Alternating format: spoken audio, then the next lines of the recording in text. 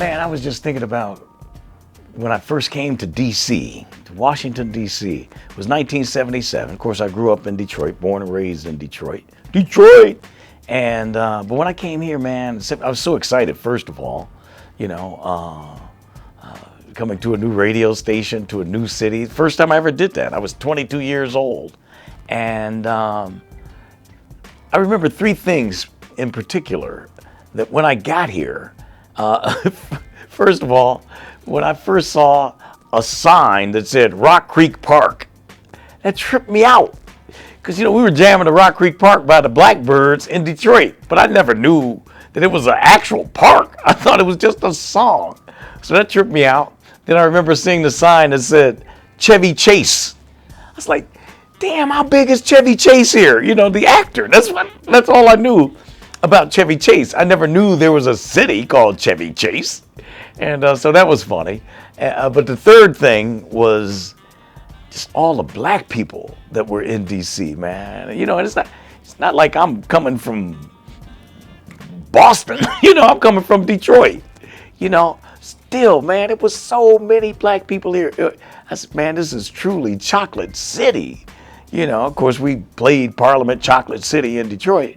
And, but I just could not believe, you know, not just on the streets, but on TV, you know, every television station. It's like the front desk was black folks, Jim Vance and it was just incredible to see to me. It was like a mini Wakanda, you know, like this is awesome. This is where I need to be. You know, it was so cool to me. And so anyway, now I look at those changes and look at, you know, after during gentrification, and to see what DC is like now. It ain't Chocolate City no more. It may not even be Chocolate Chip City anymore. It's crazy, man. I've never seen so many white women walking dogs and whistling at midnight in my life.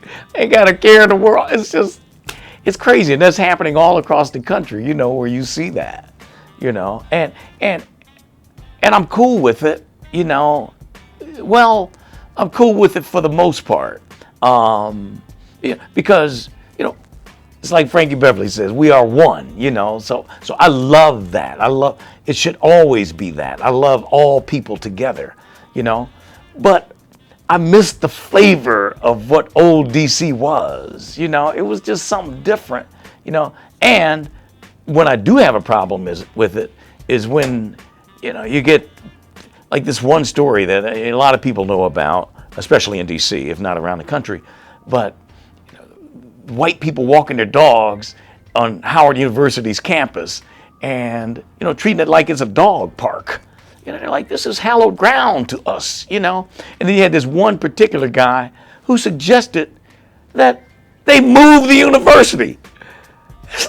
That's when I have a problem with gentrification. Are you out of your mind? Man, you move.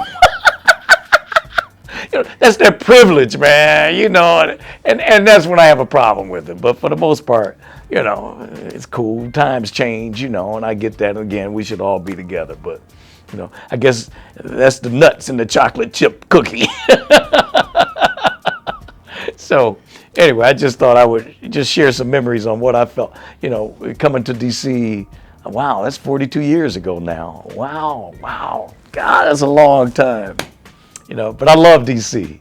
I really do. D.C. has been good to me. And I was scared when I came here that, you know, that I wouldn't be accepted. You know, in Detroit, I had such advantages. You know, I grew up there.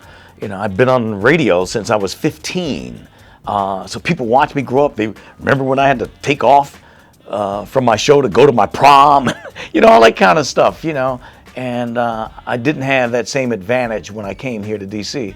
But, you know, it worked out, man. I guess people are people wherever you go, you know, and they've been very accepting of me. And I just want to thank all the people of D.C. for, you know, for making this, well, they call it home. Say, you've been here so long, this is home. I could be here 150 years. I'm still from Detroit, you know, and always will be, you know. That's just a fact. I love it here, but Detroit's my home. So anyway, I'm through rambling. Shut up. Bye. God bless you. Peace.